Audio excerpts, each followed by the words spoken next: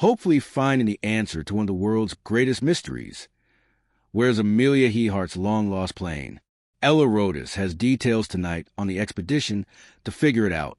After 88 years of silence, humanity may have finally uncovered the truth behind one of the greatest mysteries in modern history, the disappearance of Amelia Earhart. For generations, her name has hovered between legend and myth, a symbol of courage that transcended time, but also a question mark that haunted the world. What really happened to the woman who dared to circle the globe and vanished into the endless Pacific? Today, new technology and unrelenting perseverance may have brought the answer within reach. After nearly a century, scientists say they have found what could be her plane, and the truth changes everything. Amelia Earhart was more than a pilot. She was a dreamer of the impossible. In an age when flight was still new and dangerous, she soared through the clouds with the confidence of someone who believed the sky had no limits. Her Lockheed Electra 10E became her chariot of ambition, and she herself became a beacon of inspiration for women and men alike. But on July 2nd, 1937, the world lost her, or at least that's what everyone believed. For decades, her final moments were trapped in the fog of speculation, until a new discovery near Nkomoro Island in 2025 revealed what experts now call very strong evidence of a submerged aircraft. Using AI-enhanced scans and historical aerial images, researchers have identified a metallic shape deep below the surface. The object, C-named the Tyria object, perfectly matches the size and dimensions of Earhart's Electra. For the first time in 88 years, we may finally be looking at the wreck that carried Amelia into legend, and with it, the beginning of closure to one of the world's most enduring mysteries. Amelia Mary Earhart was born on July 24th, 1897, in Aix, Kansas. From the start, she refused to live quietly. As a child, she climbed trees, hunted rats with a rifle, and collected insects as if cataloging the world. She was never drawn to dolls or dresses. She liked wine in her hair and dirt on her hands. Her parents' marriage was unstable, forcing the family to move from place to place. Yet, even as her world shifted beneath her feet, Amelia's curiosity only grew stronger. Books filled in the gaps left by constant travel. She devoured stories of adventurers, scientists, and explorers. There was something about the unknown that called to her, something she couldn't name yet, but felt in her bones. In 1920, that calling took shape. Amelia attended an air show in Long Beach, California, where she paid $10 for a 10-minute flight. The pilot lifted the small plane into the sky, the propeller's roar echoing against the sea breeze. And in that moment, something inside her changed forever. When the plane landed, she turned to her friend and said, "As soon as we left the ground, I knew I had to fly." Soon after, she began taking lessons from another pioneer, a female pilot named Nita Snook. Under Nita's guidance, Amelia learned to control the skies with a mix of discipline and daring. She saved every penny to buy her first airplane, a bright yellow Kirk Aster she nicknamed the Canary. It was clunky and loud, but to her, it was freedom. In 1923, she earned her pilot's license, becoming the 16th woman in the world to do so. But Amelia was never satisfied with simply flying. She wanted to prove that women could do more than follow. They could lead, explore, and redefine what was possible. The skies to her were not a boundary, but a promise. Yet, true fame would only come when she decided to cross an ocean. In 1928, Amelia was invited to join a transatlantic flight aboard a plane named Friendship. Though she was a passenger, not the pilot, she became the first woman to cross the Atlantic by air. When she came back to the United States, the world hailed her as a hero. But Amelia herself wasn't impressed. She told reporters, "I was just baggage like a sack of potatoes." She wanted to do it alone, and she would. For years later, in 1932, she climbed into her Lockheed Vega and took off from Newfoundland. 14 grueling hours later, battered by storms and exhaustion, she landed in a field in Ireland. Amelia Earhart had become the first woman to fly solo across the Atlantic. Her fame skyrocketed. She followed that triumph with a solo flight from Hawaii to California in 1935, the first of its kind, and then a nonstop journey across the United States, from Los Angeles to Newark.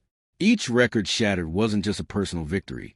It was a statement to the world that gender had no bearing on greatness. She married George Putnam, a publisher, who became her partner both in life and ambition. Together they built the Earhart brand, books, lectures, endorsements. But behind the publicity was a woman chasing something bigger than fame. She was chasing immortality, and the only way to reach it, she believed, was to circle the planet itself. On June 1st, 1937, Amelia Earhart and her navigator Fred Noonan took off from Miami, Florida, beginning what was meant to be a 29,000-mile flight around the globe.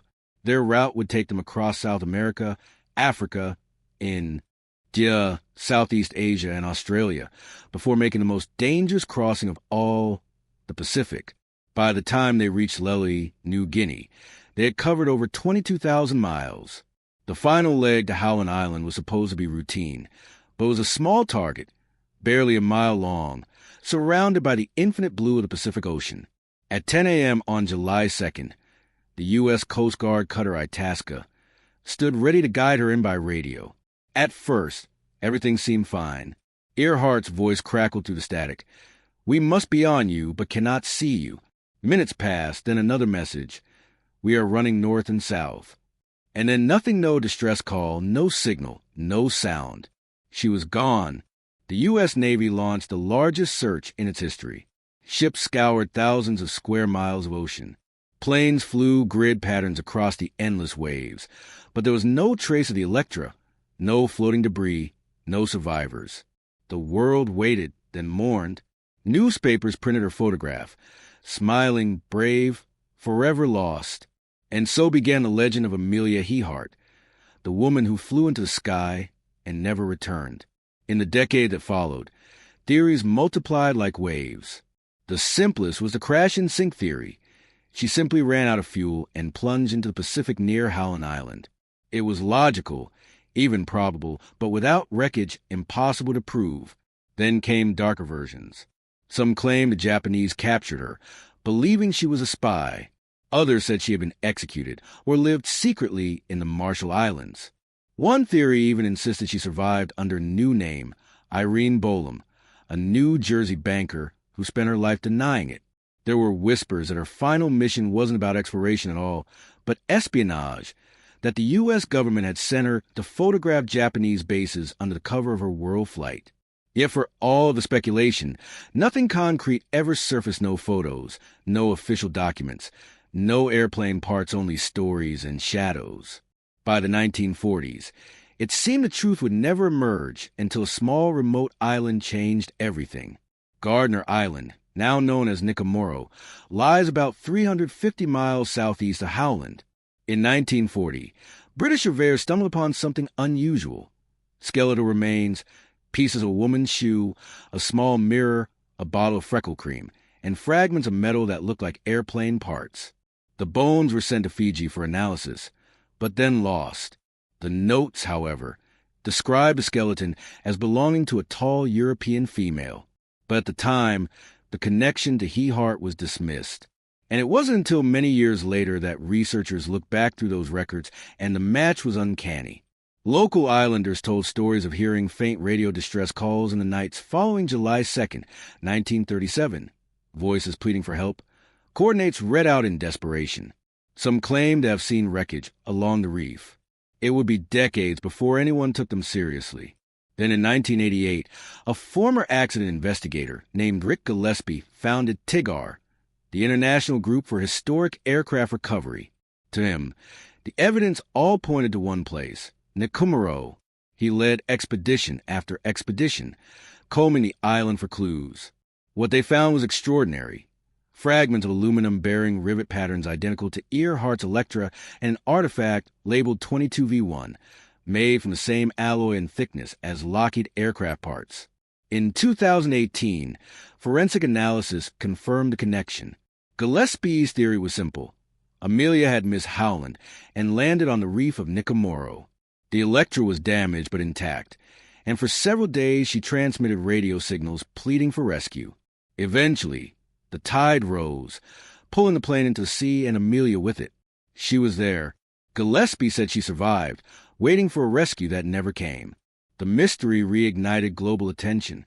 Explorers, scientists, and even Hollywood joined the search. In 2019, Robert Ballard, the oceanographer who discovered the Titanic, led a deep-sea survey around Nikomoro. His team mapped the ocean floor with sonar, uncovering strange anomalies, but no confirmed wreckage. Still, hope lingered. Then, in 2024 and 2025, the search entered a new era. Using AI-enhanced aerial imagery, researchers from Purdue University, Amelia's alma mater, teamed up with the Archaeological Legacy Institute and a marine exploration company called Deep Sea Vision. By analyzing decades-old photos and recent high-resolution scans, they found something that sent shockwaves through the scientific world. Beneath the turquoise waters of the Tyria Reef Slope, about 300 meters from shore, lay a long metallic object. It measured 38 feet in length, the exact wingspan of the Lockheed Electra 10E. The discovery was named the Tyria Object. What made it extraordinary wasn't just the size, but the fact that faint outlines of it appeared in a 1938 British aerial survey photo taken just 1 year after Earhart disappeared. The shape had faded beneath coral over the decades, but modern AI reconstruction revealed details unmistakably consistent with aircraft geometry. Experts were stunned. "We believe this is it," said Dr. James Delgado, one of the leading marine archaeologists on the team. "Everything matches: the dimensions, the location, the context. It's as close to proof as we've ever been." When Rick Gillespie saw the scans, he was quiet for a long moment before saying softly, "It's right where I said it was." The world finally caught up. By early 2025, the Tyria expedition was launched, a collaborative mission between Purdue University, Lead Martin engineers, and several oceanographic institutions, with a goal to document and confirm the wreck. Using remotely operated vehicles equipped with cameras and sonar, the team descended into the depths. What they found took their breath away. The ROVs captured images of twisted metallic debris scattered along a reef ledge about 100 feet below the surface. Among them were circular engine casings, fragments resembling wing sections, and a fuselage shape half buried in sand. Coral growth covered most of it, but certain angles revealed rivet lines identical to the Electra's design. Marine biologists estimated the coral accumulation at over 80 years, precisely consistent with a 1937 submersion.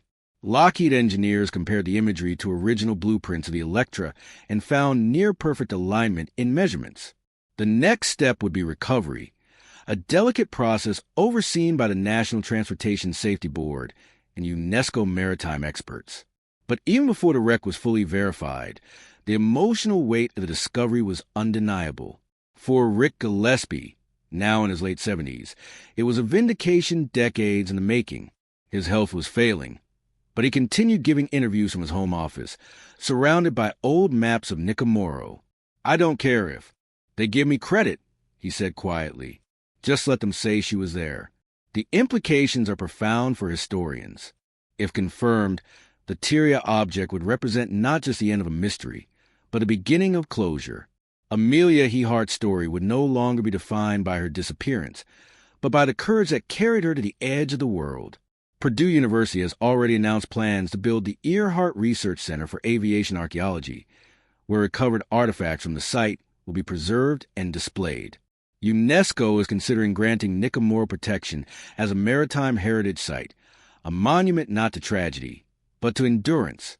As one historian put it best, Amelia Earhart didn't disappear. She's been waiting for us to find her. Her courage inspired generations of pilots, astronauts, and dreamers. She proved that history isn't written by those who stay on the ground, but by those who dare to rise above it. After 88 years, the Pacific has finally spoken beneath its blue silence. The plane that carried Amelia Earhart's dream still rests, her wings folded gently beneath the coral, her journey complete.